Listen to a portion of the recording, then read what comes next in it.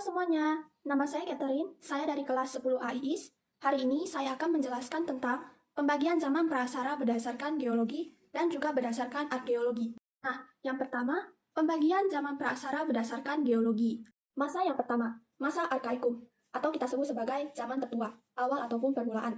Masa ini berlangsung sekitar 2500 tahun yang lalu. Pada masa ini, kondisi bumi belum stabil, masih dalam proses pembentukan.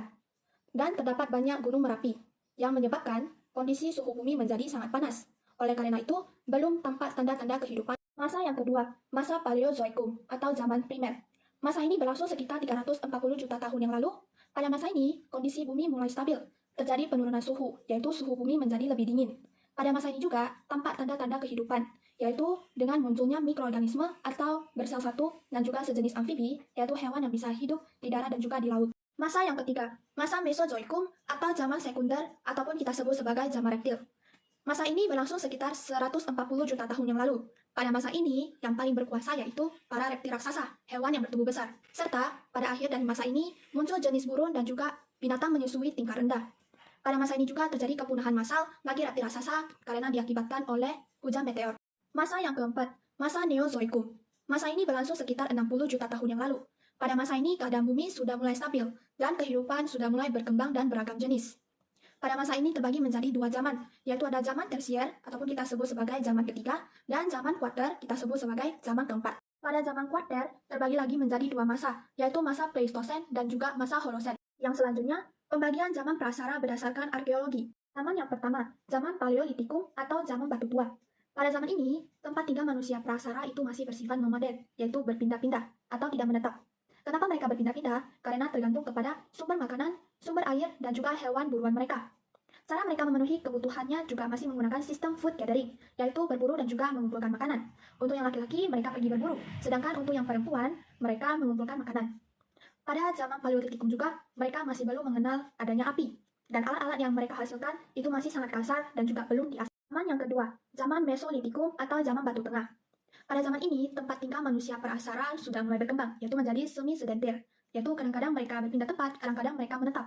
Nah, cara memenuhi kebutuhannya juga sudah mulai berkembang, yaitu menjadi semi-food gathering. Mereka pada zaman ini tidak lagi terlalu bergantung dengan berburu, tetapi mereka sudah mulai bercocok tanam tingkat awal.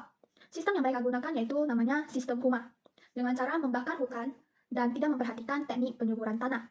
Mereka juga sudah mulai mengenal bagaimana pembagian tugas dalam sosial.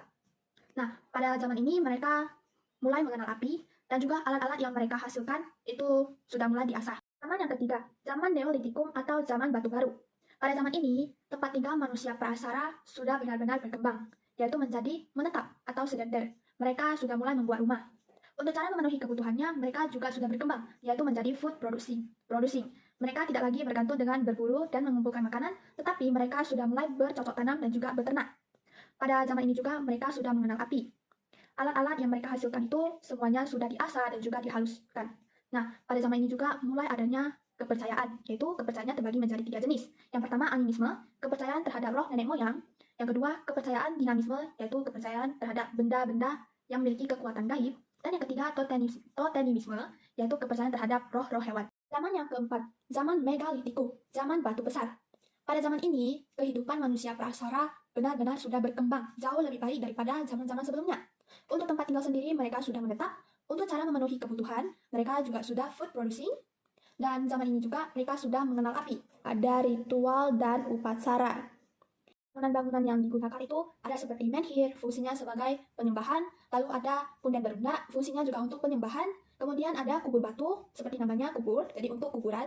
Lalu kubur batu ini juga terbagi menjadi dua, yaitu ada yang waruga dan juga sarkofagus. Yang waruga dia berbentuk kubus, sedangkan untuk yang sarkofagus dia berbentuk persegi panjang. Kemudian ada dolmen sebagai tempat sesaji, bisa untuk pemujaan, penyembahan, dan juga kuburan. Kemudian terakhir ada arca batu, bisa dalam bentuk hewan ataupun manusia, fungsinya untuk penyembahan dan juga kuburan. Maka dari itu terjawab sudah pertanyaan yang pertama, mengapa manusia prasara sangat dekat dengan alam? Yang karena pada zaman Paleolitikum, mereka masih menggunakan sistem food gathering, yaitu berburu dan mengumpulkan makanan. Otomatis mereka harus bergantung dengan alam untuk dapat memenuhi kebutuhan hidup mereka. Dan pertanyaan kedua, cara memenuhi kebutuhannya bisa dilihat dari zaman ke zaman terjadi perkembangan, yaitu yang awalnya masih food gathering, lalu mulai ke semi food gathering, lalu food producing, yaitu bisa bercocok tanam dan juga beternak, baru food producing yang memang sudah food producing. Lalu untuk proses pengembangan pengetahuannya bisa dilihat dari yang awalnya mereka tidak bisa mengenal api, sudah mulai mengenal api, dan juga dari alat-alat yang mereka hasilkan, dari alat yang awalnya belum diasah, masih sangat kasar, lalu mulai diasah, mulai halus, dan pada akhirnya sudah halus dan diasah.